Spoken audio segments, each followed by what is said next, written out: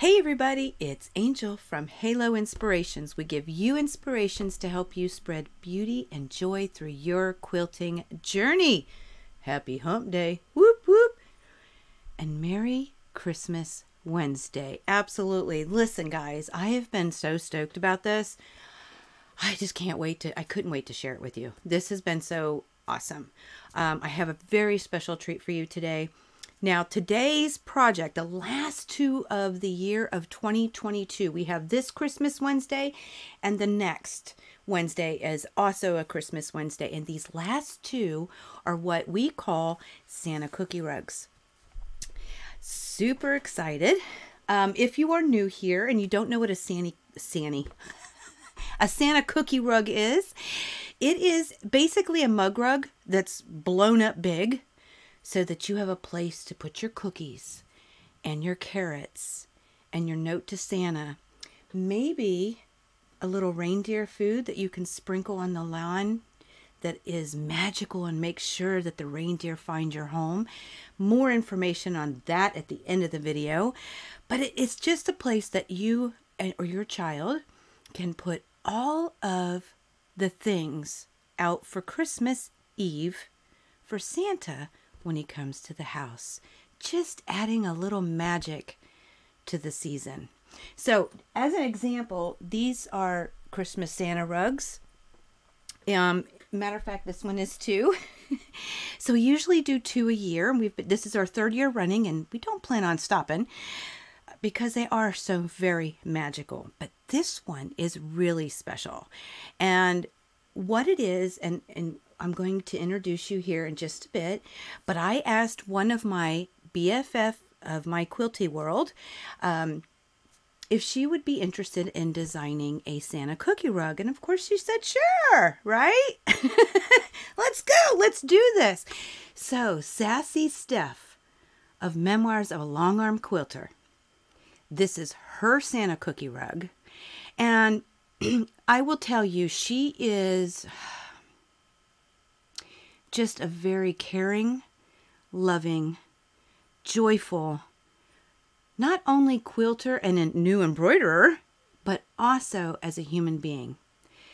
She really does, when you think of somebody who has such a kind heart, she is the prime example. And I think it shows really well in the way that she thought through this and designed her Santa cookie rug. So I cannot wait for you to meet her. And I'm going to do a short introduction here in just a little bit. Okay.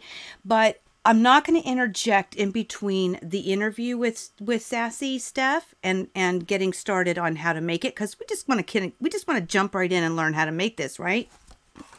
So I wanted to give you an idea. I do tell you in the video specific cuts, but I wanted to let you know that Sassy Steph actually, for her Santa cookie rug, she had an older green that you'll see later in the video. She said it's like 5 or 8 years old. So definitely this is something you can use from your stash. Okay. For the other part, she used Holiday Essentials Christmas by Moda. So you'll get to see all that fabric. For my own, I made two for you guys because we're going to go through two different methods. And I used, for one of them, I used Charm Holiday, the Fat Quarter Bundle. I had some remnants from that. So I used that. And I also used Pin Dot Christmas by Lori Holt of Be In My Bonnet for Riley Blake Designs. And for the other one, I used the Cup of Cheer, and I had some leftovers from that Christmas tree skirt, so I used that in the Fat Quarter Bundle. But I will tell you, this is 10-inch square friendly. Okay, now for the very center, I would suggest an 8.5-inch square that is either a white, an off-white, a tone-on-tone that's light color, very light colored, or maybe even a muslin, but just something very light in nature. And you'll see why. This is such a treat. Sassy Steph knocked this out of the park, y'all. This is awesome. If you want a little magic to add to your nephew, niece, grandson, children, brother, sister, right? Whatever these children that you want to add some more magic with a little creativity, this is a Santa cookie rug for you. So I don't think that you're going to be disappointed. As far as okay, so that is 10-inch square friendly. I encourage you to use scraps if you have them. I do carry the Charm Holiday by Bernitex. I do have a little bit left of Cup of Cheer Fat Quarter Bundle. So if you're looking for those things, we do have them. But I encourage you, if you've got some certain Christmas fabric or green or red fabric, or it doesn't even matter what color, maybe it's the favorite color of the child. But if you've got leftovers, you can definitely use your scraps or take from your stash, which is awesome. Now I will tell you, for backing, a fat quarter is the most you'll need. I ended up using a fat quarter for both of mine. But if you were going to cut from yardage, I would suggest an 18.5-inch square. As far as binding goes, it's about 76 inches, I think, worth. So that gives, I mean, if with a fabric, you'll need 2 strips, right? And that includes the little extra.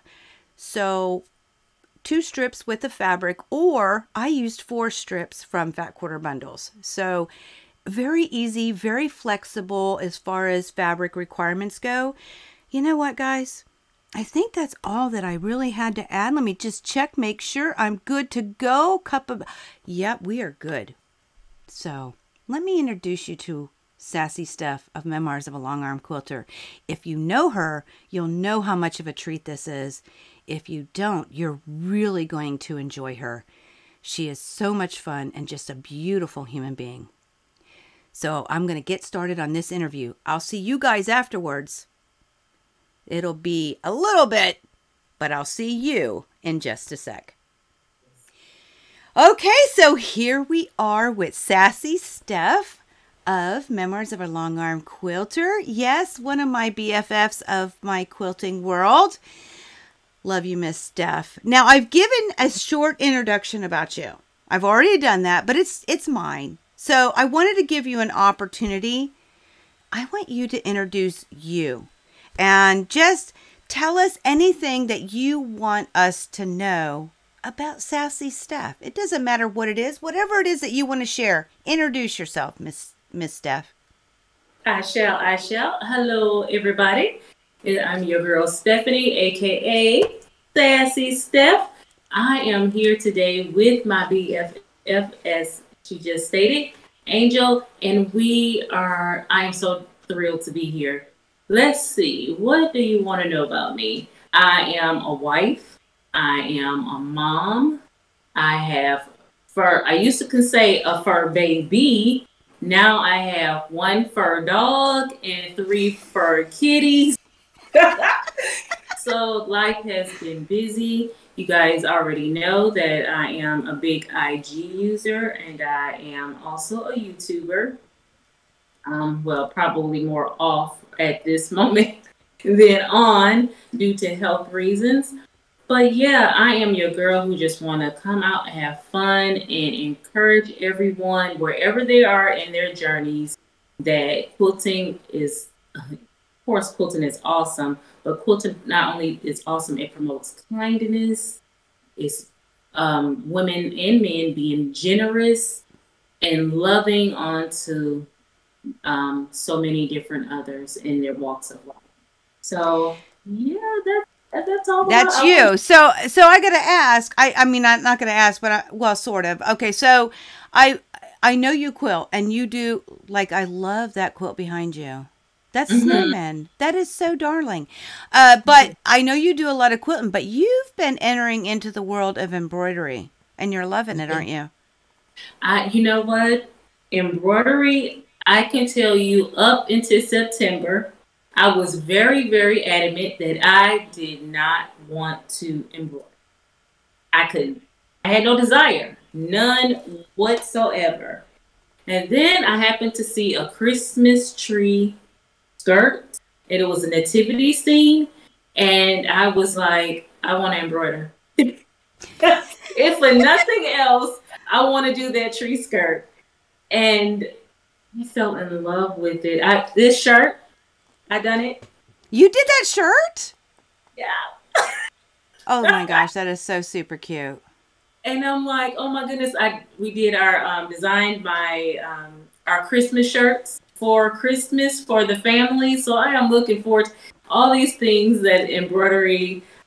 I'm like addicted. I am so addicted to it. And I have to say that it is really, really tied with quilting. Tied with quilting. It's tied into quilting? It's tied with quilting. So how does that work? Right now, quilting is on the side. It's tied with quilting in the idea of your time. Yes. Got you. So, man, I feel very privileged. Yes, I love it. And I think right now it's because it's Christmas time. Well, no, you say that, but you're going to find other things to embroider. No, what are you kidding? I know, right? Yeah. I'm going to be calling you and being like, when I finally get one, I'm going to be like, how do I do this? Or, yeah, can you do this for me? Because right? You're loving it. Yes, and by the way, this book right here was a parting gift when I left Milwaukee from she's not one of my subscribers as well. Her name is Pat. She designed and created this for me, and I've been in North Carolina now since 2006. So I've held on to it all this time. They are little snowmen, and they were so cute. And she actually encouraged me to quilt, as like I've told you guys before, I came out of an accident. That's the only thing I wanted was to quilt. And she was my shopping buddy. We worked together and found out she was a quilter, and we just been in contact on and off. And now we're back in contact again. So I thought it was pretty cool. Okay, so Pat, one of your subscribers now, not only, this was a parting gift. I want to make sure I understand correctly. So it was a parting gift for when you left Milwaukee, but she designed it? Yes, this is her quilts. Oh my gosh, that is so cute. Pat, if you're watching, this is absolutely darling. That is darling. Applique. Really, really good. So, that's awesome. That's awesome. Thank you for sharing that. All right. So then I got to say, okay, so we are all here. This is the last 2 Christmas Wednesdays of the year that I do every year. This is our 3rd year running, and I'm not going to stop. These 2 Sassy stuff are so, they have a lot of heartfelt meaning for me. I've always enjoyed Christmas as a child, and yeah, and then for my own kids, I wanted them to understand the spirit of Christmas, and all the magic that can happen. And then as we get older, somehow we get lost in the sauce sometimes, and so these Christmas Santa rugs are a way to, to try to bring back that spirit of Christmas or that magic. So these last 2 are huge for me. They come from here a lot. Yes. And I talked to you several months ago and I said, hey, are you interested in designing a Santa Christmas rug? And you were like, well, okay. Yeah. And I said, okay, you want to do the adult version or the kid version? And you immediately were like the kid version because you were absolutely loving the idea of doing something with children. So you actually designed this week's and this year's child version Christmas Santa rug. Now, for all of you who are new within the last year, if you're wondering what a Santa cookie rug is, it's a blown up mug rug, right? It's a larger mug rug, but what it does, it enables you to lay out the cookies, the carrots for the reindeer. Maybe you make some Magic Reindeer Food to put out in the lawn, so it has a little place for the cup to fit there. But and a note. If you're going to write a letter to Santa, there'll be a note that there's enough place for all of that. All of it. Yeah. Right? Absolutely. And you did a wonderful job with this. I mean, I am so super stoked. We haven't shared it yet, and I just want you to wait just a half minute. Because I'd really like to know where the inspiration came from for you for this Santa cookie rug. Okay. The first thing was when you did ask, and I said children, because children, they're the heart of Christmas. I mean, they have the best belief out there, hands down. Children still believe in Santa. Some of them are just, they're so full of kindness and so full of joy during this time of year. So I figured it'd be really easy to deal with children during this time of year. And not only that, it helps me believe again. You know, it's good to be kind all year round. It's good to be, hold the door open. It's kind to smile. It's kind to just come outside of your comfort zone and doing things not only for yourself but for one another. So that's why I wanted to gear it towards children, and I had a group of children who I had in mind. It's one of our schools, local schools here. It's the preschools. So these children are under, kindergarten age, which is about 5 or 6 years. These children are about between 4 and 6 years of age. So now I'm letting you know, that is definitely outside my comfort zone. Children that age are definitely outside my comfort zone because some of them have like zero filter. And this school, not only did I know the principal there, this school is all male. It's an all male school. And I figured going into this school, going with this project, giving an inspiration and hope to these children, I just wanted to be a part of a good thing for them, at least on this Christmas. So yeah, that was why I chose the children Santa rug. But for the design itself, I love the churn dash. I absolutely love it. Now, it depends on who you talk to, as with pretty much anything in life. It depends on the conversation. Some will say, oh, that didn't happen. But to me, I believe the story. I believe it has a lot to do with Black history. The churn dash going back into the time of slaves, when it was used to help with their escape from slavery. Some people choose to believe that it didn't happen. I, again, believe that it did, only because my grandmother was born on a plantation. Her parents they still lived on the plantation. So they were still under the master's care at that time. My grandmother was born in 1918, so she would have been 104, and then you had her parents at that time were slaves. So when I think of quilting and I think of that rich history, and to know that up until my grandmother, she didn't learn to read until she was an adult. Her parents didn't read. So for them to use quilts that existed, or even quilts that they made to help get themselves to freedom, it just has a lot of history with me. So I definitely wanted to use that. And again, it depends on who you ask. And they was like, well, no, that's not true. You have to remember that a lot of slaves could not read or write. So they had to use things that's around them to communicate to get to safety.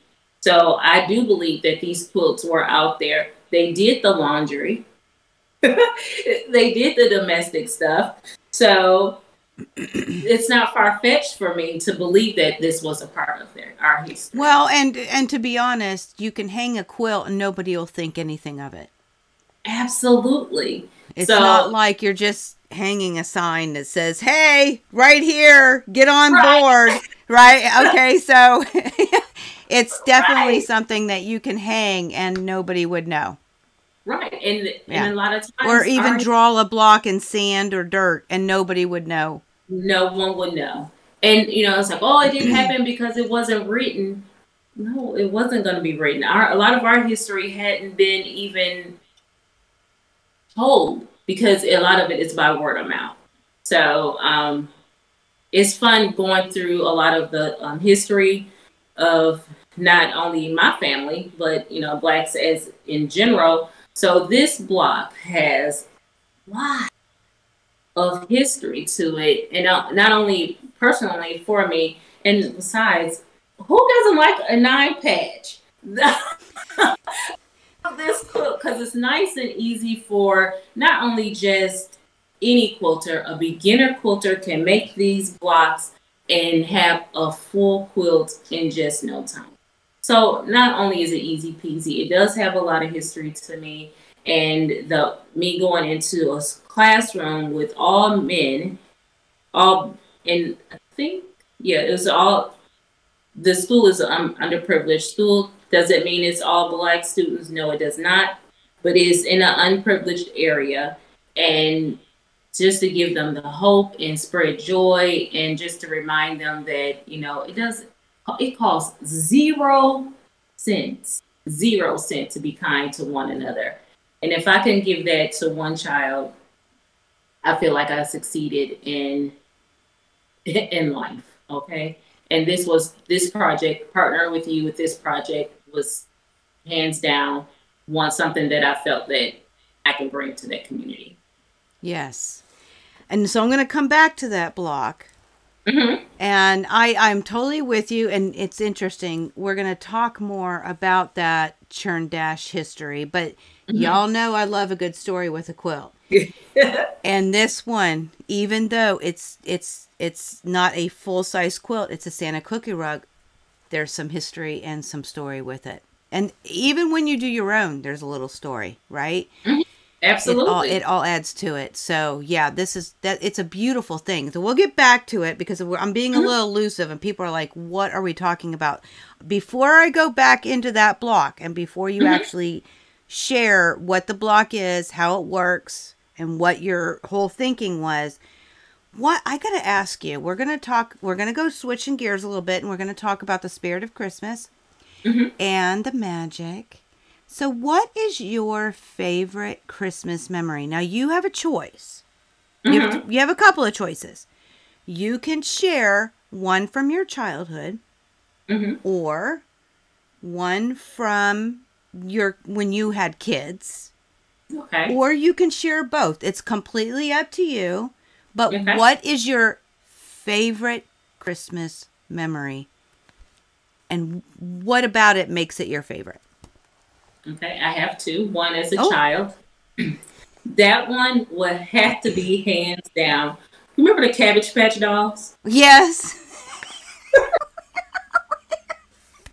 Yes. I still have. Oh my gosh! I have all 3 of them. In high school, my brother was going to surprise me with a Cabbage Patch doll. Oh. And somehow he told my sister, and she ended up confiscating it. Oh. And I never got that doll. Are you serious? So I'm in high school. I cried like a baby for a whole week. And my mom, she would move the earth. If something was going up with her children, my brother got beat up over this doll. Because, people were just, I mean, losing their minds over securing one of these dolls at Christmas time, because, you know, they had the signature on the bum, you know? Right, right. You know, and they had the little certificate that made it authentic. All of that. Her name is Gabby. So it was just funny how all of a sudden one night I was sleeping, and this was after Christmas. This was like the week after Christmas. And my mom came up the stairs, which she normally she didn't do. And she's like, Stephanie, I got to talk to you. And I was like, Mom, it's after midnight. I really don't want to talk anymore. I'm ready to go to sleep. She said, babe, I got something to tell you. And I was like, what? And she's holding the doll in her hand. This doll in her hand.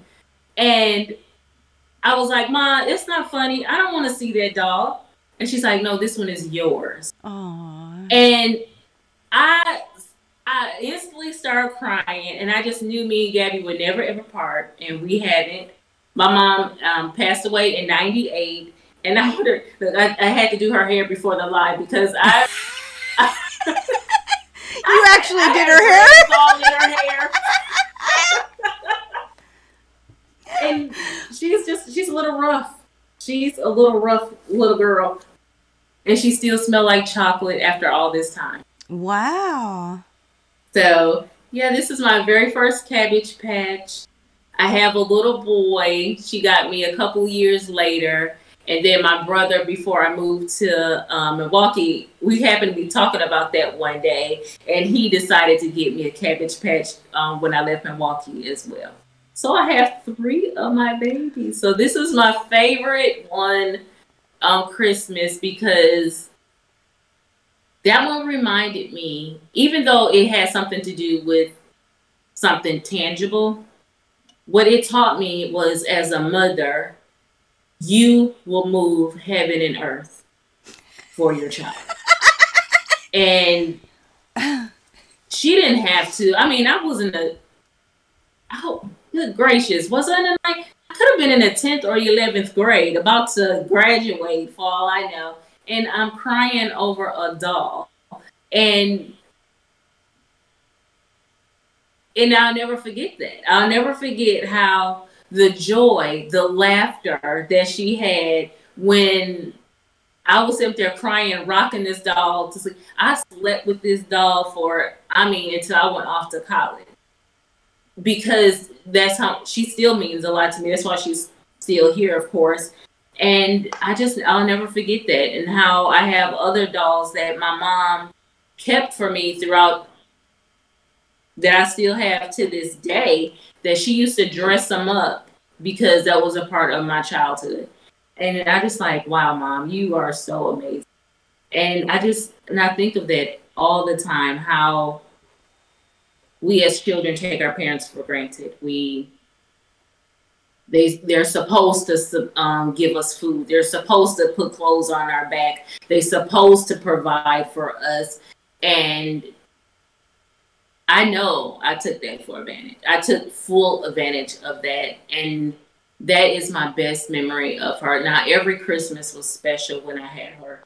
But this one stands out because not only did she say, Stephanie, what do you want for Christmas?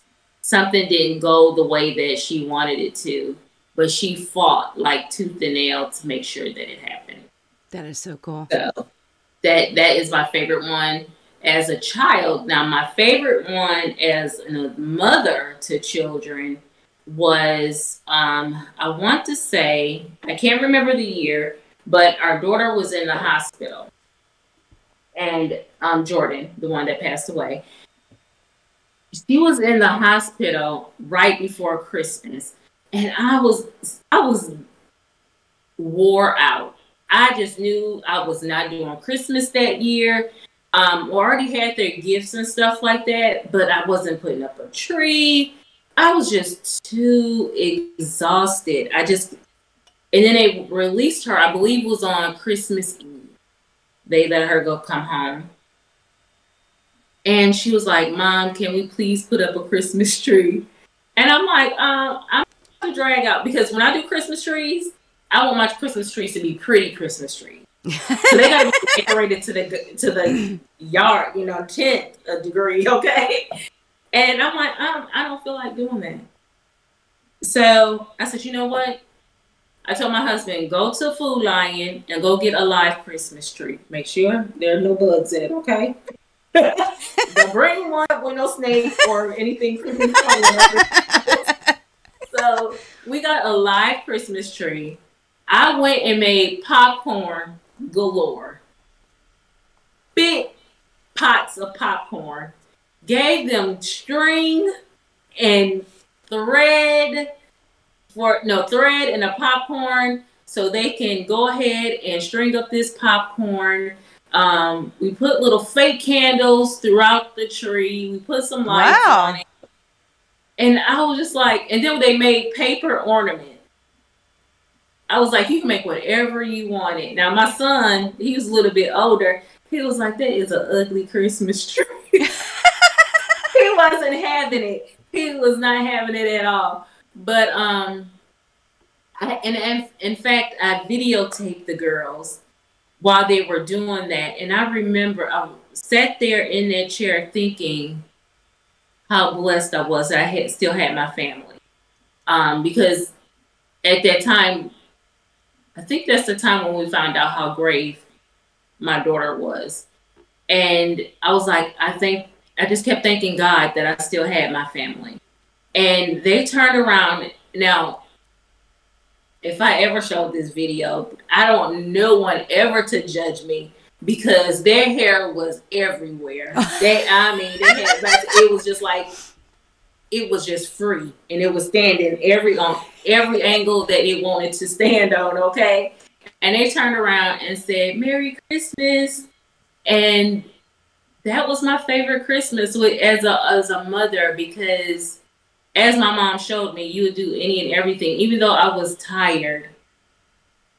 I just felt amazingly blessed. I realized how blessed I was to be a mother and to have a time that when doctors are telling you the worst news possible, God was still providing a miracle that we were witnessing right then and there. So that's my favorite Christmas. With all my family, when I realized what my family truly meant to me. So. And that's and I love it's a very great memory. And it does something to you when you can sit there and appreciate. It's not about all the commercialized stuff and all the presents and, all the things and how much you got of this and how much it's really, when you have an opportunity to experience a Christmas that teaches you about family. Yes. That's a beautiful Christmas. Oh, yeah. Yeah. And I love that. That's awesome. I appreciate you sharing that. That's awesome. I mean, I'm trying not to cry, so I'm a little it's happy tears, I promise. Yeah. It's just I know I don't experience that exact situation, but I have also experienced my own, thank goodness for family. And it's there's nothing like that. So nothing. So thank you for sharing, because it's not always easy to share it either. Right. Yes. Yeah. And rest your daughter's soul. Yeah. Yeah. But you also have the video, which I wish I would have had pictures and videos and because that actually can help, bring back some of those feelings. Oh, absolutely. So, yeah. Very cool. Thank you, Steph. Okay, so I'm going to switch gears again. Okay. So we're talking about the magic of Christmas. We talked about the churn dash, so we know it's a churn dash. We talked about doing it with children. Yeah. Okay, so go ahead and talk about your Santa cookie rug and how it works. And I will do a demo after this, so you're going to learn how to make it. But share your Santa cookie rug and what it's all about. You ready? Whoop, whoop. Isn't that the super cutest thing you've ever seen? I love it. Me too. I am super excited. I got to do some embroidery on it too as well. The idea was to embroider the names of the children on here. But it is, guys, 9-patch blocks are just lovely, lovely, lovely to make. Everything came out beautifully.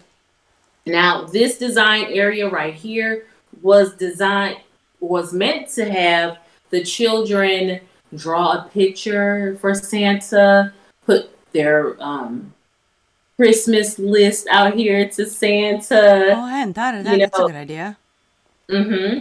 And I'm like, or, could have like numbered it and have them, top 3 things that you want from Santa, that kind of thing. Because if they were a little bit older, that would have been definitely plausible to do. But these children, like I said, they're preschool. So if you can get something out of them, you make them draw a remote control for the PS5 and those things. I mean, they're learning to write a lot earlier now, so they probably could have written down what they want. But even if they couldn't, children can sit there and write down something what they think in their head is what they're writing. Right. It might not look nothing like it, but they know exactly what it's saying, and so does Santa. So they could also draw a picture of what is their favorite about Christmas. Yes. What they love about it. This field right here is for whatever they wanted to do. Now, isn't that cool? By putting their names on it, I put it down here in the 8-inch block. But by doing that, I realized I'm taking away from, this is real estate, from them having the ability to do create their magic here. Now, we could have put it up here or even down here for that matter. So that's an option that you can do. The only reason why I didn't put it here was because it was a design. This is a printed fabric. Now, could I have put it here? Yeah, I could have. But or you could have switched the colors. Yeah, switched it around. That's true. Absolutely. Absolutely. And I think that probably would have worked a lot better because you had the solid would been here, and then the little ornaments could have been at the top. So, but it's so super cute. Friendly. Yeah, it's very user friendly. You can design it any way you want to, as long as it, of course, turns out to be a turn dash. But the name on it, you can put it anywhere, like at the top, at the bottom here of this block, this 8.5-inch block. But yeah. So this, what else you could do? If you don't have an embroider machine, okay, so be real, you could always ask an embroiderer to embroider it for you. True. Second, you could do applique. Applique name. Or you could take a fabric marker yourself and write the name in, or you could just leave the name out if it's not something. Absolutely. Yeah. Absolutely. But I love it because it allows the child to have input on their own Santa cookie rug. Absolutely. Their creativity is being forever embarked on their Santa cookie rug. Mm-hmm. That is so cool. And I don't know, did you have a place when you were a kid that you put out cookies and stuff? We did have a table, but it was... Now, we'll set out cookies, and of course, they'll get gone. Well, duh. Santa loves cookies. Santa came and got my cookies. And, but it was never permanent. It was never, I had something special like this that I can use each year. It was, okay, we had a tablecloth on there, but some years it wasn't there. Some years think the table stopped coming maybe in middle school. And it was like, at that point in time, there were people who were trying to steal my joy. So they kept coming up missing. But yeah, they were trying to steal my joy as a child. And that's what happens when you have older siblings. And so I never had a place of stability when it came to this. And I think this design and giving them a child, especially as young as preschool, they can carry this throughout their, in high school if they still choose to set it out. They can middle school, and the parents can keep these as reminders of when their child was so innocent and when their child was full of belief, So I actually had a plate. I had a couple of plates. They were plates and they had my name on it and they were decorated, but I never had anything. And I still have them today. Mm-hmm. Okay. Oh, wow. So like you said, this is something that they could hang on to, and it really does bring back the spirit of magic. I mean, the spirit of magic, mm-hmm. the spirit of Christmas. And with my own kids, we had a little plate and different things like that, but nothing that was so personal. And I know my kids would have done that in a heartbeat. Mm-hmm. I know they would have. And this is not just magic in Christmas and bringing in some of that spirit of kindness and love and joy and hope and Santa. It's not just doing that, but it also is inspiring them creatively. There we go. Creatively, and we as quilters, we know what that is. And absolutely. This is, you really outdid yourself with this idea. You really did. Yeah. But no, mine was a styrofoam cup and a styrofoam plate. So it was nothing personal. So if you even, like you said, you had plates, then you still have them. Those things, every time a child will see not only the plates and the cups and the rugs, they're remembering, that brings back the memories for them. And we live in a world where a lot of people have forgotten a lot of stuff, manners being one of them. Love being another. We living in a world, and if you can just reverse that just for one person, even as an adult, reversing it for yourself. If you don't make it for a child, make it for yourself to remind you of such a time when things were not as bad. Love. Remind you of love, hope, joy. Yes. And everything that we can remember and feel during this season. I agree with you. I totally agree. The Santa cookie, that's one of the reasons they're just so partial to me, because the whole idea is just trying to bring us all back into that spirit. And you really outdid it this time, allowing them to have their own personal touch. It's beautiful. That's absolutely cool. So that is the Santa cookie rug. And I appreciate the time that you took to do that. I appreciate your inspiration and your creativity. I'm so glad that you said yes to doing this, because this is an amazing piece of work. It truly is. And I think everybody's going to love the idea. So thank you, Sassy Steph. I will be doing, like I said, a demo after here. So we're going to make them together. And God willing, Stephanie will be on our live Q&A today at 3 p.m. Eastern time. But I'll talk about that later. At any rate, I got to ask two more things. I got two more things to add. First of all, where is the best place that they can get to know you better, Sassy Steph? Where is it that they find more of you? Where's the best place to do that? IG. IG. You can always look at older videos and stuff like that, but I'm usually trying to consistently post some kind of picture and tell what's going on during that time of me making that project is on Instagram. And I am taking just a little bit of hiatus from YouTube right now because I need your girl got to get her strength back up. So until then, IG is the place. Okay, so IG it is, and I will put all the information IG listed first because you said that is the best place to get to know more about you.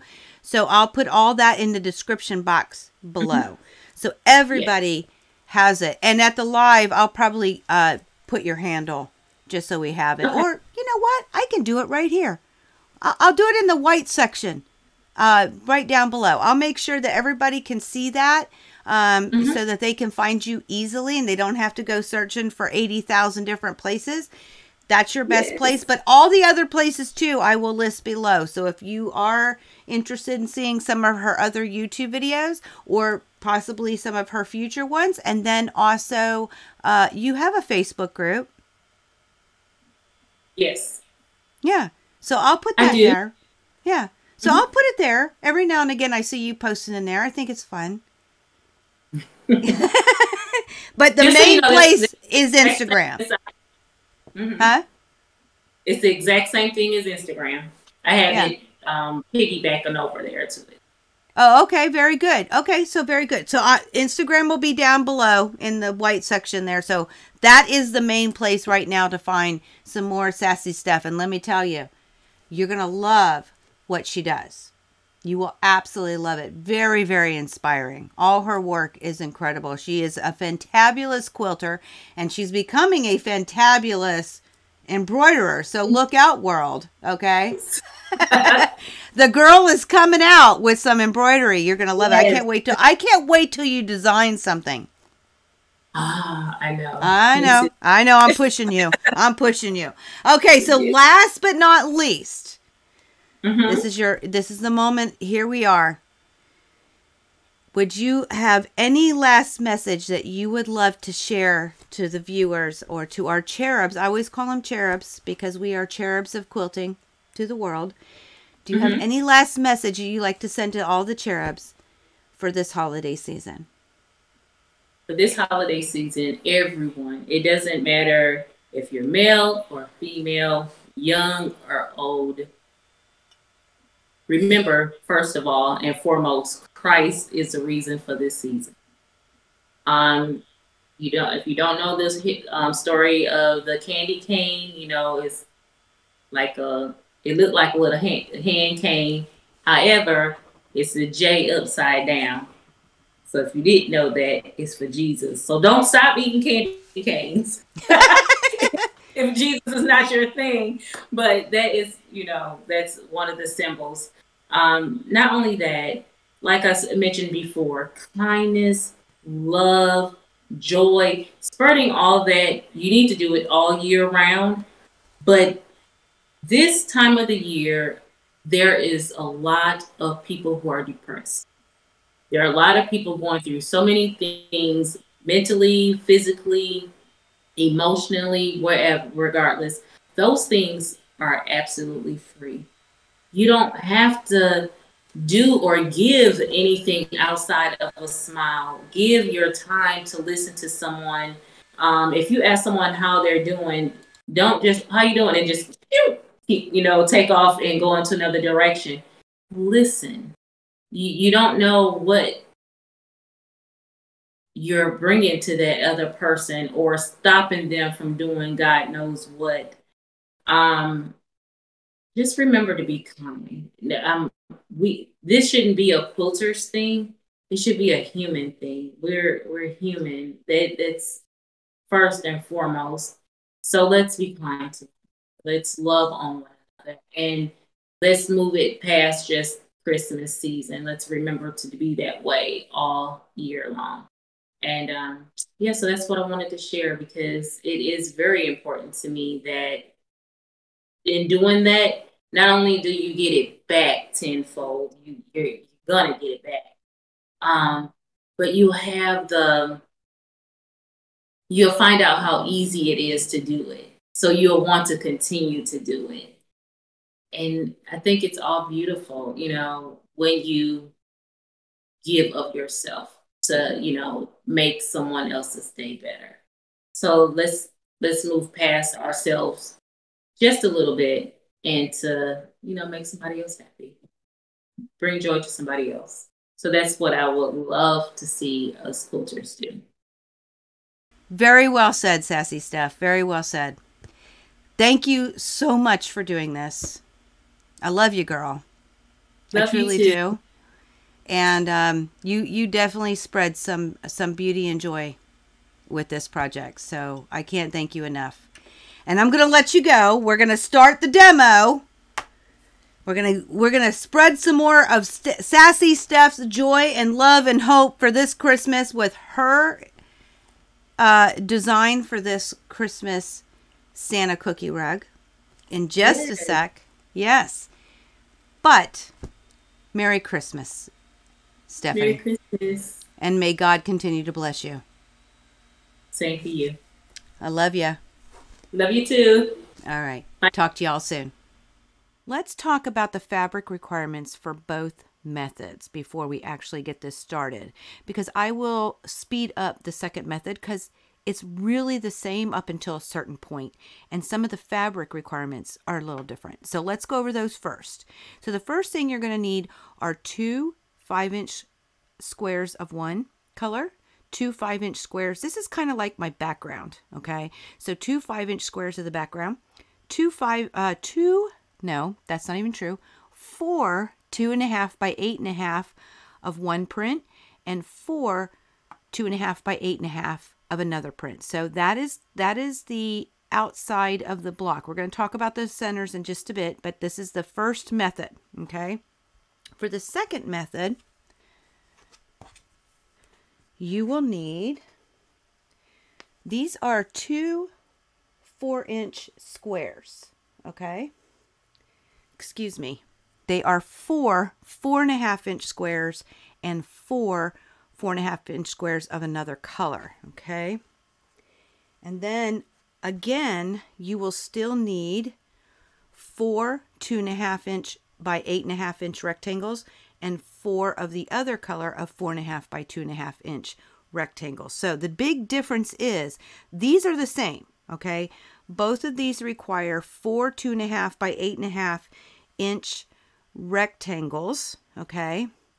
The second method are 4 of each one, 4 squares of each print, 4.5 inches, okay? And the first method uses 2 of each of 5-inch squares, okay? So those are your 2 methods. Those are your requirements. Now let's talk about the center real quick. All right. So with, I'm showing one first. You'll see here in just a sec. So with Stephanie's method, and her inspiration, which is so super darling, you get an 8.5-inch square of white fabric or off-white or just something plain Jane that they can that you can give to a child, and you can have them color what is favorite about Christmas for them, okay? And in this picture, it's I'm going to put down at the bottom what this was colored with. And so they did a Christmas tree. Okay, let me just tell you what happened. I don't have a child that lives near me. So I went back to my childhood. And I tried to make it look like a little person drew this. And yeah, it looks... It looks just like a little person drew this. So here is my childhood memory. It's a Christmas tree with all the presents. My little dog Zorro. That's me. That's my dad and my mom. I am an only child. So this is my family with my tree and you know, coming out on Christmas morning and finding all the presents.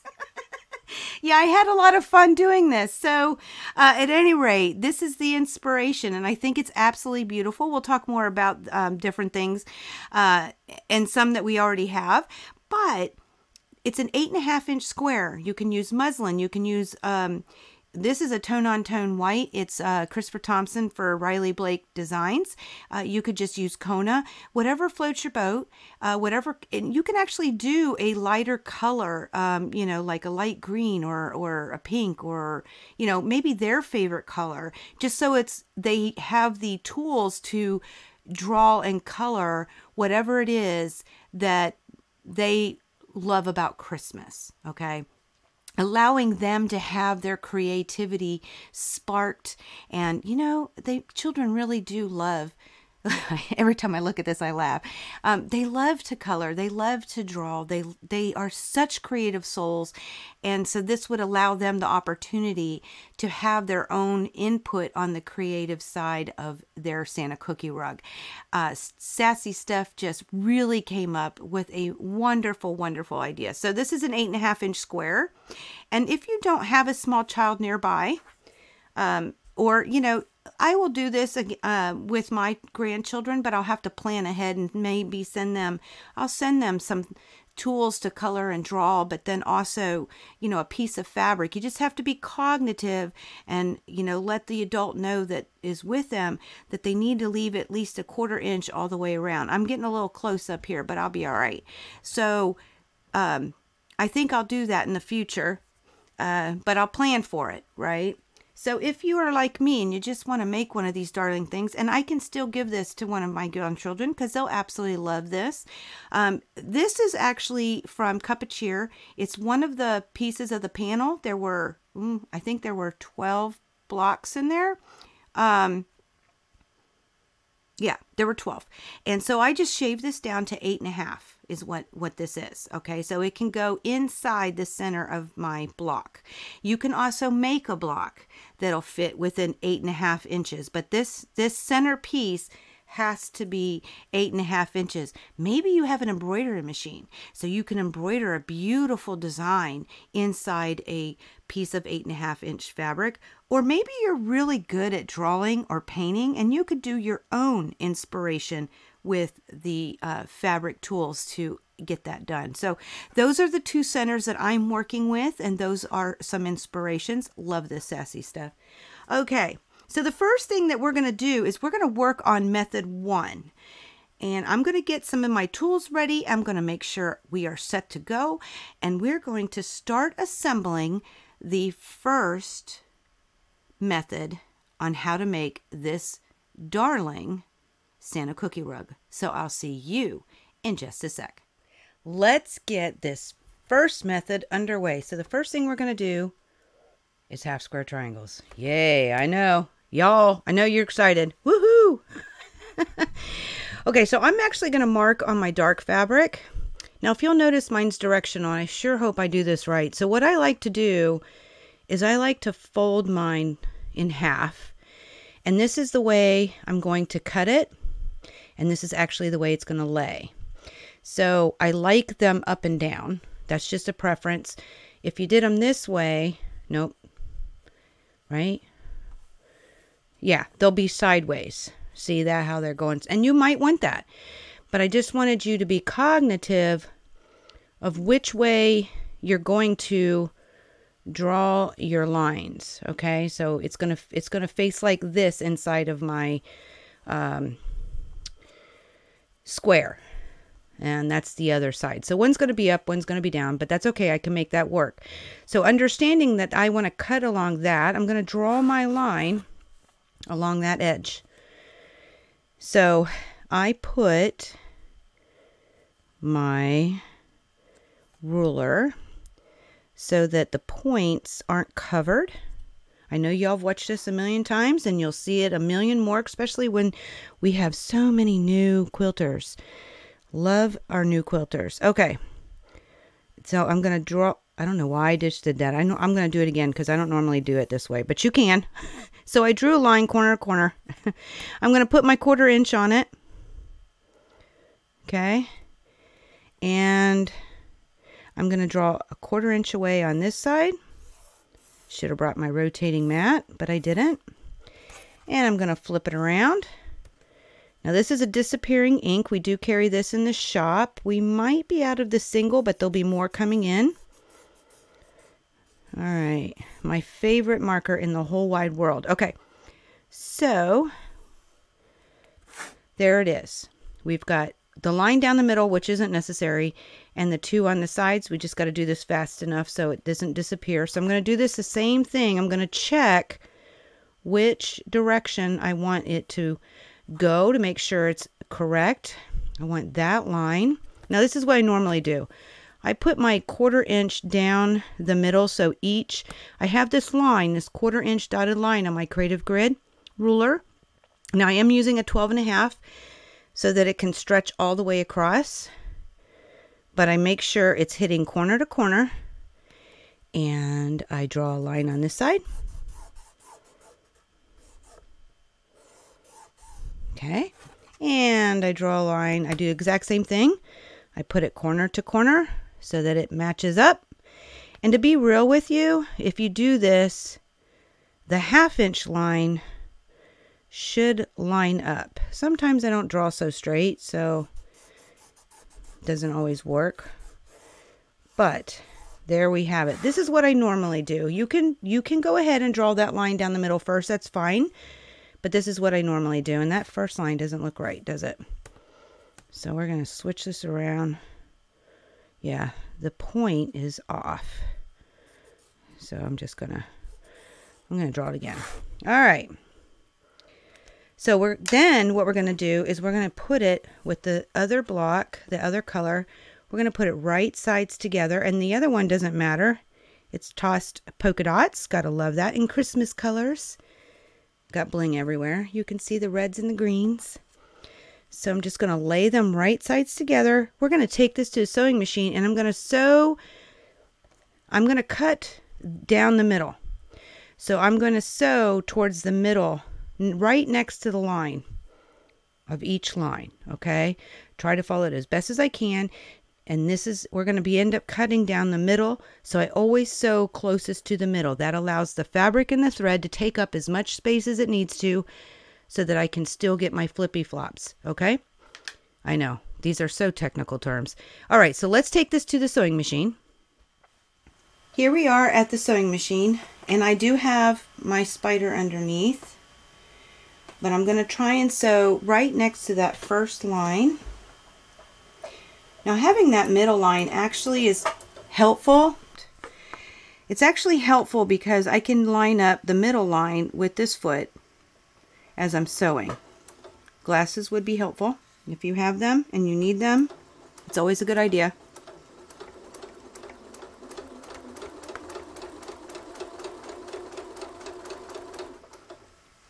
Oop, starting to get off canter. You want to try and keep your fabric straight.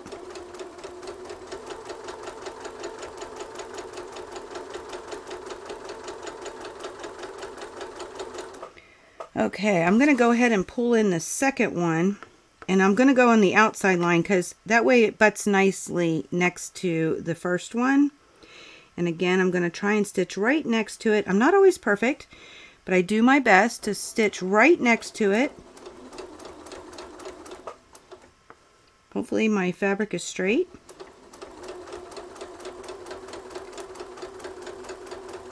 Now, if you notice, I'm just guiding, guys. You don't want to pull because this is stretchy.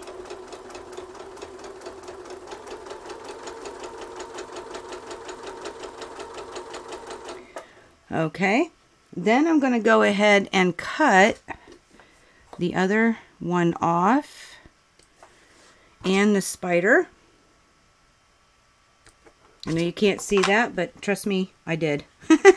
Okay, now I'm going to sew the other side, and if you'll notice, I didn't sew real neatly next to it, so I'm going to try to do better this next time. And that way up here, they don't interfere with each other when I go to stitch.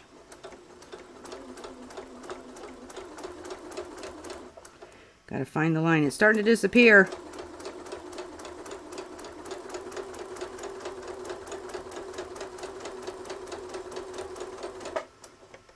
I'm getting crazy. Should have made that a little darker, but I didn't. All right. last one. This one's done much, much better.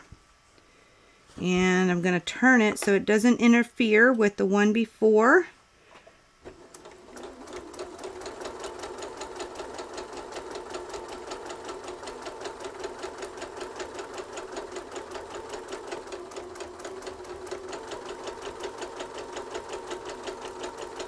Okay, and then I'm going to put my little spider under here. And I'm going to clip them. And then we'll go to the next step. So I'll see you in just a sec. Okay, here's the first one. Here's the second one. We're going to go ahead and just snip away. Now, I did not sew exactly how I wanted, but that's okay. I'm just going to line it up. Now, you can use scissors for this point. That would be okay. But I'm just going to go right down the middle-ish. Okay, there's one set. I'm going to do it again with the second set. Now what I'm doing, I'm just kind of middle gauging. If you really want to get persnickety, you could line up your 1/4 inch along your seam. I'm not. We're just cutting down the middle. All right, now let's bring in the ironing board. I brought in my pressing pad along with my pack-a-mat. And I've got my squares over here. So what we're going to do is I'm going to press them going towards the dark side. We really don't have any matching seams, so I'm not too stressed about which way they're going. So I'm just going to, okay, let me do this correctly. The best thing, ooh, doggy, that's hot. The best thing to do is to open it up and to finger press first. Okay. That way we don't mess with any of the bias and it'll lay open for you much nicer. And then we just simply press it down. Okay. So there's one. Bring the second one over. And yep, you can press right on top. This is the best way to do it. I don't always, like you saw me start, I don't always do it this way. I'll show you. See if I can do it right without it ruining it. Because you notice I'm also setting the seam, okay? So I'm just going to press it open. There we go. Beautiful. Again, the best way to do it is to open it first and give it a little finger press. Doing like piano keys. So you don't stretch that middle, okay? And you don't want to do a whole bunch of this. Now I'm going across, but I'm not doing this, okay? I just will simply go across. Best thing to do is just to hold it to allow the press, but if you need to just slide, that's fine. Just be very careful not to bother it too much. So that's the pressing. So now let's get them trimmed. Let me bring the rotating mat down and my rotary cutter and everything, and we're going to get this done. So I'll see you in just a sec. We are here now. I have my rotating cutting mat. You don't need one of these, guys. You can do it on a regular cutting mat. Not a problem. I do not carry these in the shop yet, but I am going to because I have fallen absolutely in love. This is a Sue Daly cutting mat made by Riley Blake. You can see over here, it's made by Riley Blake. So I'm going to purchase these from Riley Blake, and we're going to hold them in our shop because I have fallen in love. But you don't need it, okay? So the first thing I'm going to do, I have a 6.5 inch ruler here. It is Creative Grids. It doesn't matter what brand you use, guys. As long as it has a diagonal that goes across the ruler. And look, I think I need a new one because I don't know if you can tell, but it's starting to wear. I've been replacing my rulers very slowly. Okay, so the first thing, I picked this block particularly. Okay, and I did it on purpose because what you want to do is you want to line up this diagonal on the seam, but on the valley side. If you look, I'm going to grab a pin here.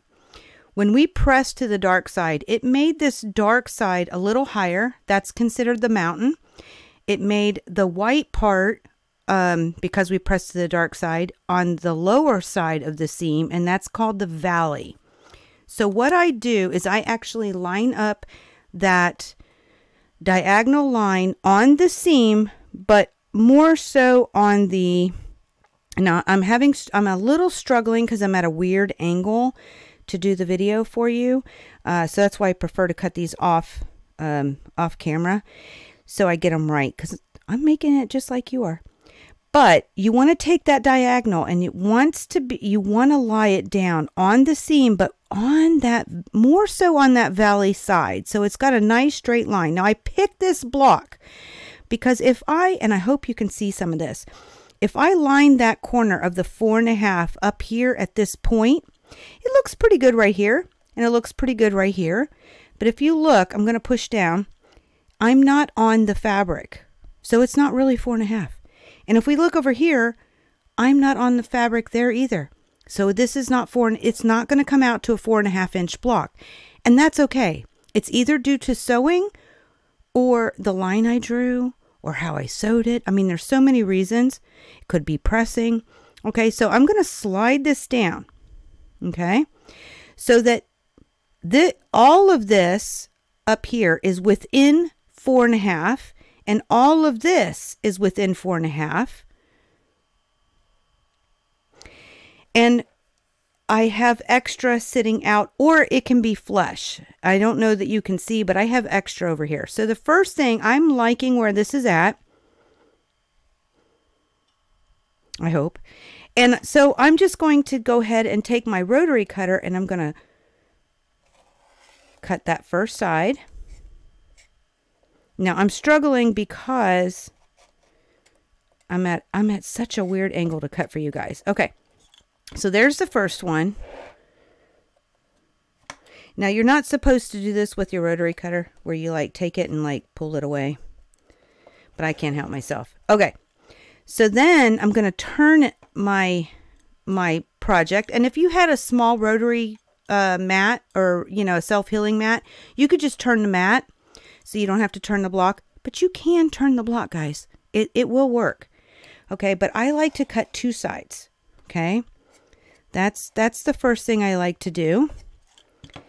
And that's all I have for waist so far. Okay, this is not cut right yet. There we go. Oh yeah, that was much better. Okay, so now I can just, there we go. Okay, so now I'm going to turn my block. I was pushing really hard. Whew, I'm going to have to clean this. All right, so I turn the block and I'm going to do the same thing. But this time, we know that when we cut on these two lines, this fell in within the 4.5. Okay, so I'm going to take that diagonal line. I'm again going to place it on the diagonal, but more so on the valley side than the mountain side. Place it right on top, and I'm going to take that 4.5 inch corner and I'm going to put it right in the corner.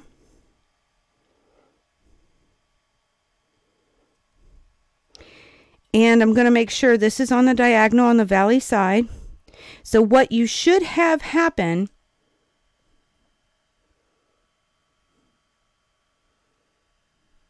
wasn't quite on the valley side. I can see it. Okay. So what you should have happen is all of this top line should be on the 4.5. Your corner should be at the 4.5, and along this side should be on the 4.5. Now I'm just going to take a little peek. I should have taken a little peek whenever I cut this the first time. But I didn't. So I might have to do this twice. Now, I don't know if you can see that. Nope. It's a little bit off of the center, but it'll be okay. It's preferable if you're right on the center.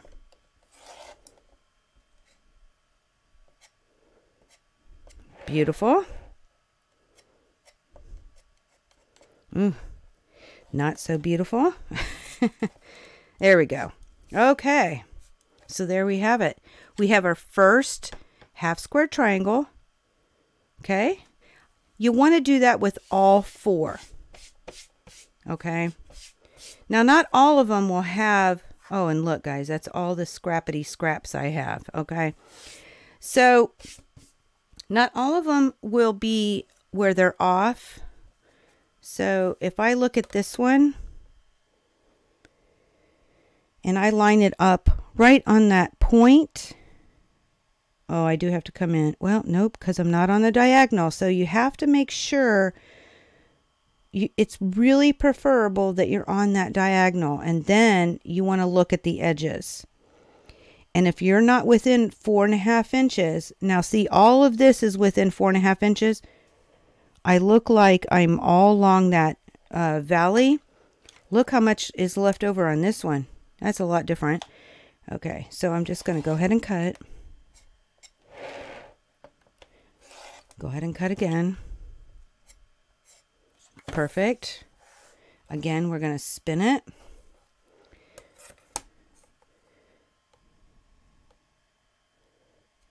Oh, this one's going to turn out perfect. So I have one more off camera that I need to cut. Yep. As far as I can see. So I'll get that done off camera, because the next step, we're going to leave these be once you get all 4 of your half square triangles. Yep. There you go. Okay. Once you get all 4, I've got one more to cut, so I'll get it cut off. You just want to set these aside. We're going to go to the next step, so I'll see you in just a sec.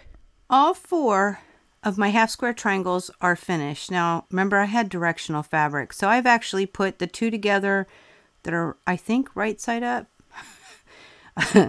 And I think these are not right side up, but like directionally correct. I think that's how we would want it, right? I think these are like the little strings that hang on the tree. And then these 2 are the ones that are facing down, okay? Just a preference, just so I know which ones are which. So once you have those done, we're going to put those aside. The next thing we're going to do is we're going to work with those 2.5 by 4.5. No, that's not what they are. They're 2.5 by 8.5 inch rectangles, okay? And all we're simply going to do is we're going to put them right sides together. Whoop, whoop. Okay? And we're going to sew a 1/4 inch along each side. So you just want to sit there and put them. Oh, here I can. It doesn't matter which way you, well, it kind of does. Not really, but I just like to keep things consistent. I don't know how you are, but so we're just going to put them right sides together. Now, whenever you do it, and before you take it to the sewing machine, you're going to want to make sure that they're lined up nice and pretty and ready to sew before you start sewing, because you don't want wonkiness. You don't want something too short or too long. Okay, man, I've got bling everywhere. Every video I got to talk about the bling. Okay, so we're gonna line those up, and the next thing we're gonna do is we're gonna take them to the sewing machine. So I'm gonna take these with you, and we're gonna sew them with a 1/4 inch for each one, and then we'll come back and we'll do the next step. So I'll see you in just a sec.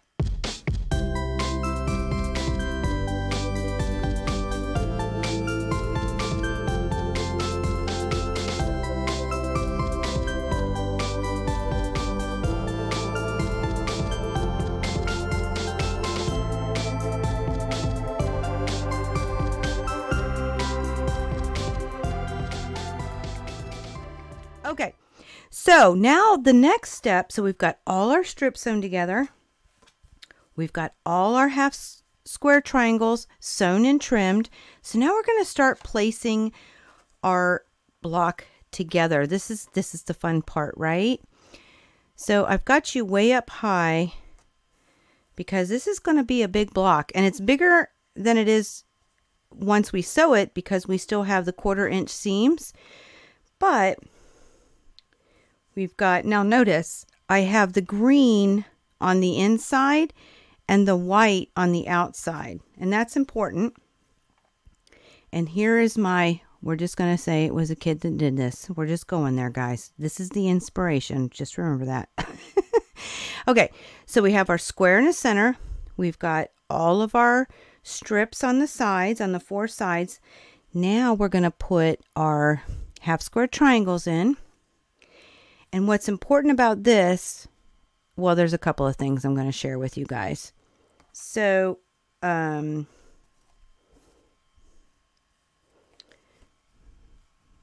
that didn't matter. Okay. Remember I was worried about my directional fabric? Well, look what happened. I have 2 sideways ones. I'm okay with that. This is supposed to be fun and enjoyable. So that's what we're making it. So you want to put the color towards the inside, okay?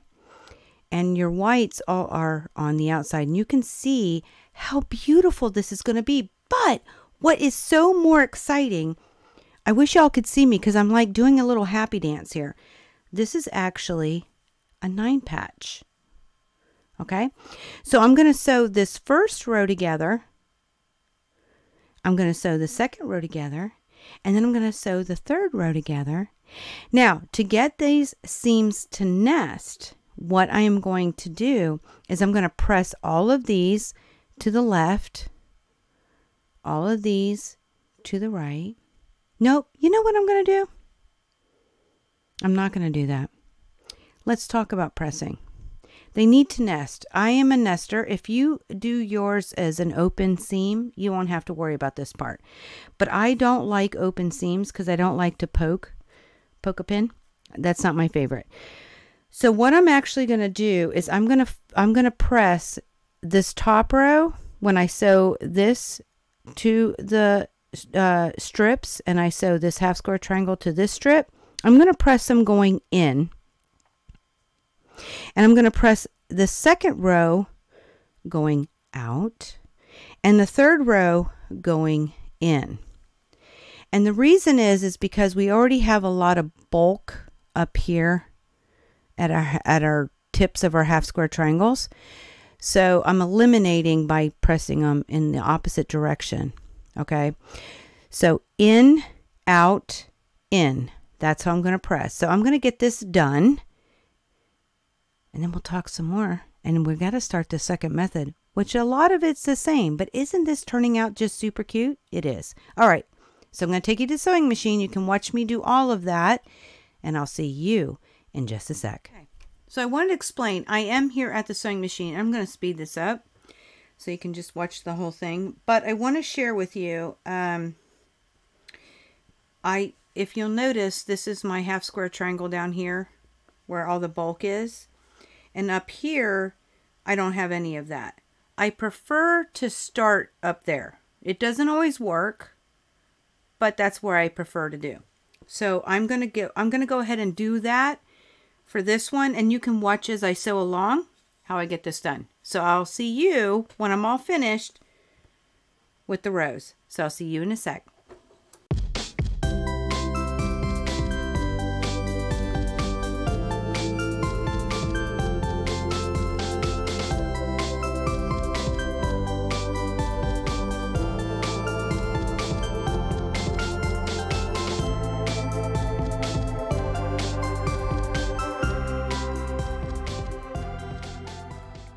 Okay guys, we got all of our rows sewn together. Now we put them all together to form our beautiful churn dash. So last time to lay it out, make sure your half square triangles are going in this direction. That gives you that beautiful churn dash. I want to also mention the center should measure at 8.5 by 16.5, and the top and the bottom strip should be 4.5 by 8.5. Okay, so I am going to pin a lot, just so y'all know. And I can't get that one up, so there we go.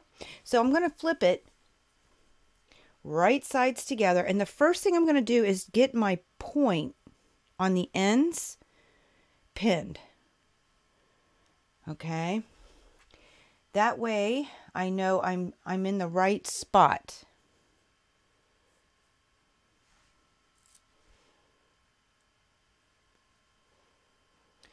And then I'll go and pin right and left. And if you press like I do and you're a nester, these 2 points here, these 2 seams are going to nest beautifully.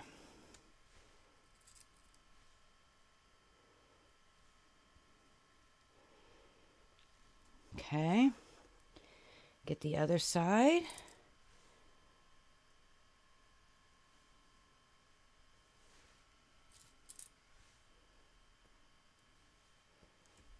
Make sure it's straight.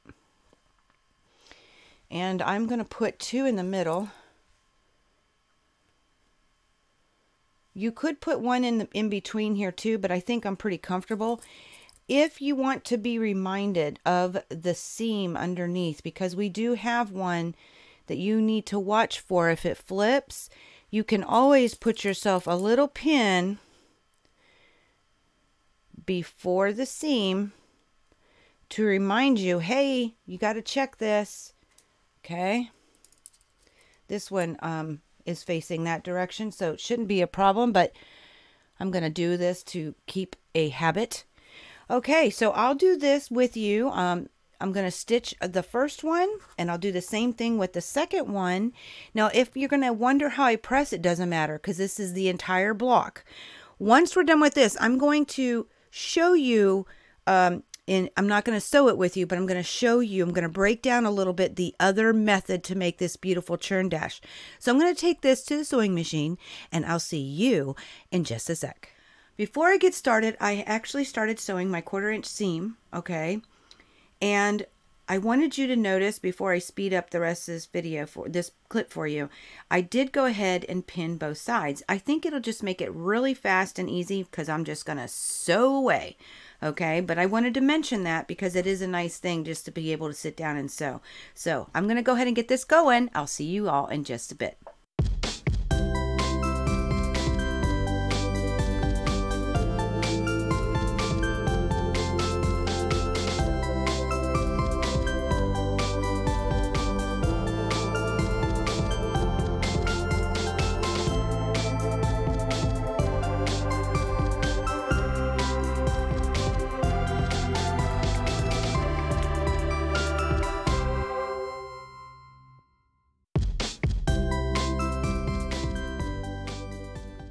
Okay, here she is, all sewn together. I want to remind you, it's unfinished at 16.5.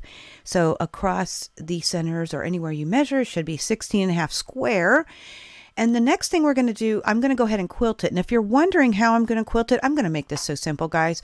I use Quilter's Dream, which is 8 inches minimum. Well, this is an 8-inch block, so I'm taking it, or not minimum, maximum.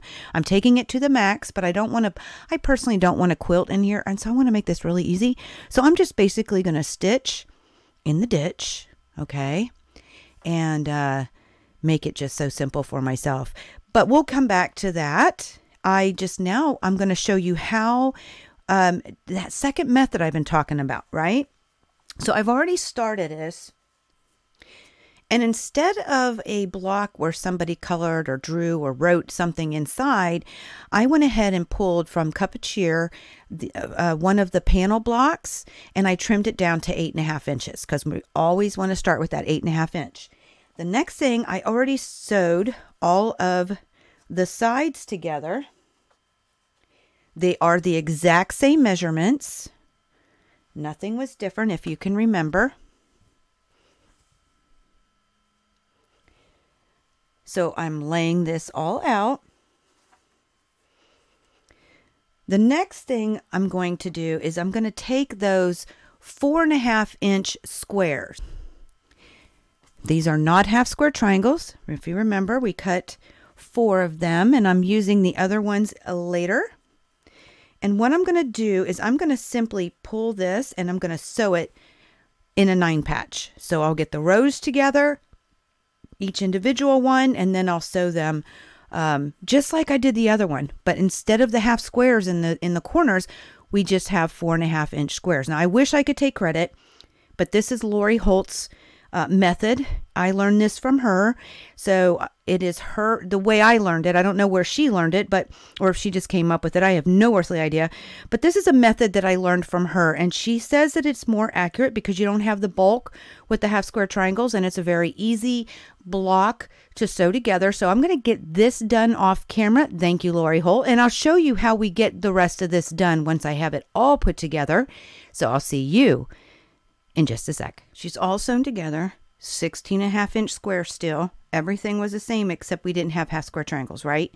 So the next thing that you're going to do, and I've done this one already, I think you can see that. I've drawn a line. So all I did was take my ruler laid it out, made sure that my marker was going to hit on the corners, and whoop, drew a line, okay, with the disappearing ink pen on the wrong side of this fabric. Now you want the line to go corner to corner this direction, okay? And you're going to want to line up this edge and this corner. And if you want to pin it, just pin where you're not going to sew. Okay.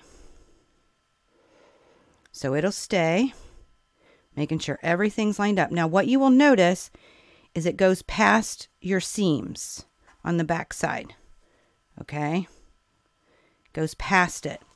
And you're simply going to do what we always do when we sew down the line. I'm going to sew on the side I'm going to cut, and we're going to cut this side. So I'm going to sew as close as I can to this line. Hopefully I can still see it by the time I get there. So I'm going to sew this one with you, but you're going to do this to all four. Okay. So you'll see me sew one, and then off camera, I'll go ahead and get all the rest done, and then we'll come back. So I'll see you in just a sec. Okay. I'm all lined up. Now you don't want to tug too much. And if you have another way to sew corner to corner, feel free to use your own method. I just wanted to show you. This is the method I like to use. I'm just making sure it's staying straight. And my line's disappearing, so this could be fun.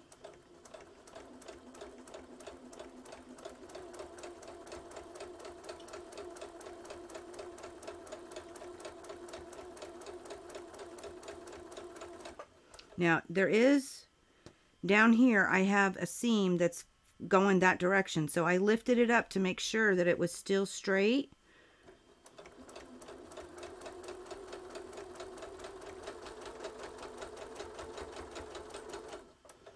And that is all she wrote.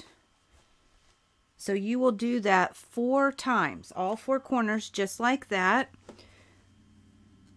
And I've got my little spider here. So I'm just going to go ahead and put her back underneath and get the other 3 done off camera. And I'll see you in just a sec. All stitched, all ready to be finalized. So what I want to mention is before I cut, I flip it over and I make sure that when I do in fact flip, it's going to meet the edges and I get this pressed. Okay, because it's easier to take Jack the Ripper and rip it now than to try and figure out how to do this after you cut it. So that's the first tip I'm going to offer. Okay, so in order to trim this, you could just use scissors. It's not a big deal, but I'm just lining up my 1/4 inch line. I know that's really hard to see. Let's see if I bring down the light. I'm lining it up on the stitch line, okay, where I actually stitched. And then I'm just going to take my rotary cutter and give it a nice trim. You can sew these together just as is for half square triangles later. You can trim them down because they're a little different, or you can just take part of what you need. But then you're just going to simply press this out and do this to all 4 edges. And you can see how easy this really is, okay? And you still have your 1/4 inch mark in the corners up here. Beautiful, beautiful method. If you don't like to do half square triangles, these stitch and flips are so much fun. Whoop, got to line it up on the stitch line. Just doing another one. Whoop. There we go. Let's see if I can get them both up. Look, guys, see how it's starting to form? And I'm going to literally just press these out. Now, I want to mention, if you want to put a name on here, if maybe it's with an embroidery machine or with applique or even handwritten, now would be the time to do it before it's quilted. Okay, so I might do that with this one. I haven't decided. Just so I could show you what one would also look like. I'll probably applique because I can't embroider. So I'm thinking about it. So the next step is to get this quilted. And for the other one, I did go ahead and quilt it. And I've talked about how I was going to do Stitch in the Ditch. And that's exactly what I did. This turned out so super cute. Now I want to let you know exactly what I did use. I took a fat quarter because it was just the right size. And I don't know if you can see the stitching, but it's definitely a stitch in a ditch. So the pattern of the block is in fact on the front. That is now transferred to the back. So it's super darling. Enough quilting that Quilter's Dream allows me to use. So I took that fat quarter and I took some batting that was about the same size. Not perfect, but it was pretty darn close. And I just hand cut it. And I used a scrap, to be honest with you guys.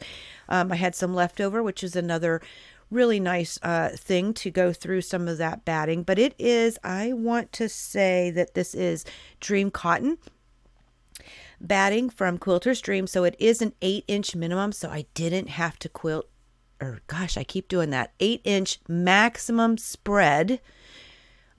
So this was 8 inches. So I took it to the max, but I can do that with Quilter's Dream being 8 inches. So that you just want to make sure whatever batting you use, if you're going to use something that requires a 4-inch, you're going to need to quilt in here. Okay.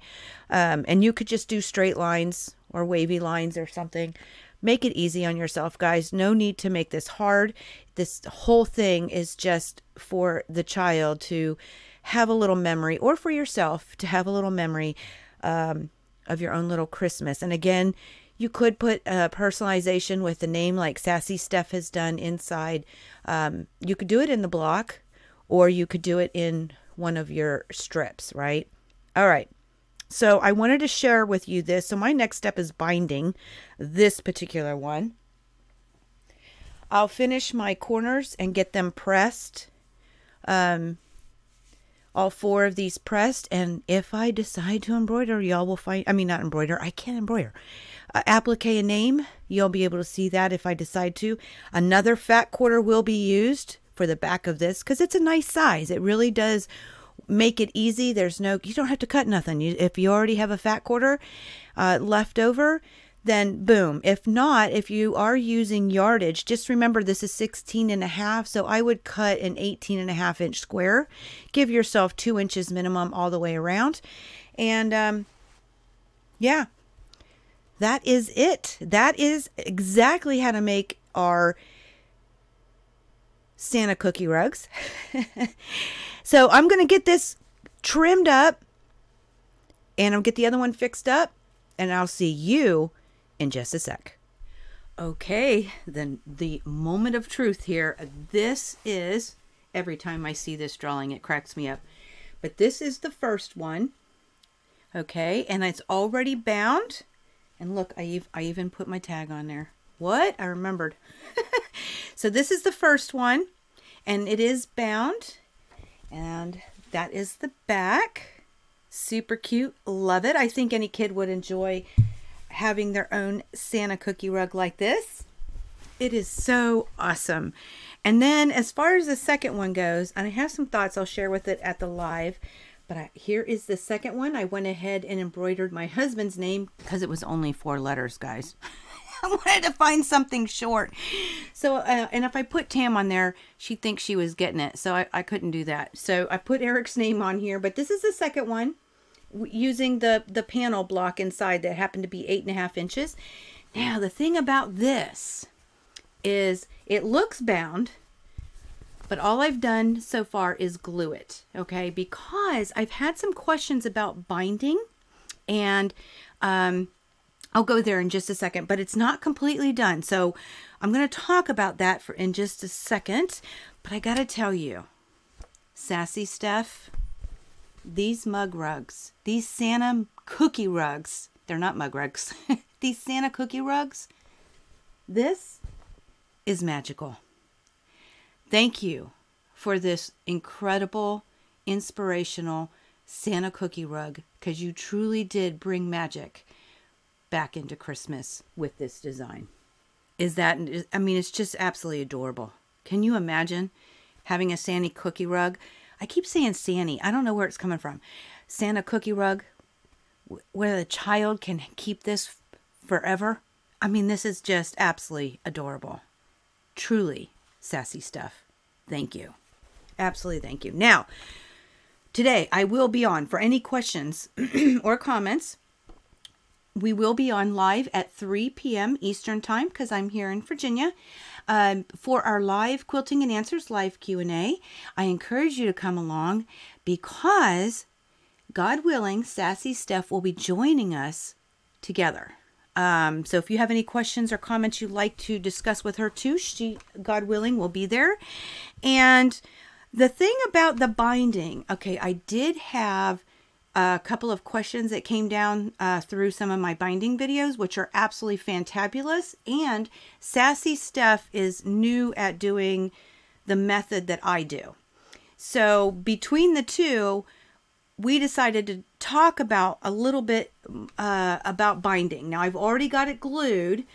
So that part is, I'm past that. And we're going to talk about stitching and different ways to handle that. And so we decided to do that together during a live, on top of talking about this incredible, inspirational, magical Santa cookie rug.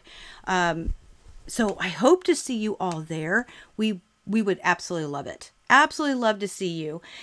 But that is this week's video. I hope you find this just as inspirational as I have. I mean, I'm super stoked about this. You have no idea. Well, I think maybe you do. I keep saying it. So next week, I will tell you, is our second Santa cookie rug. It is supposed to be an adult version, but I can actually see it going both ways. Just like this one. We can see it going both ways also. So I hope to see you next week for sure. Another Santa cookie rug. We hope to see you at 3 p.m. today. But until next time, may you all continue to be inspired, productive, ever so joyful. Never stop believing, and never stop making your dreams in quilting come true. And for this holiday season, may your season be filled with happiness, joy, love, hope, and a little bit of that magic for Christmas. I love y'all. See you all soon. Merry Christmas.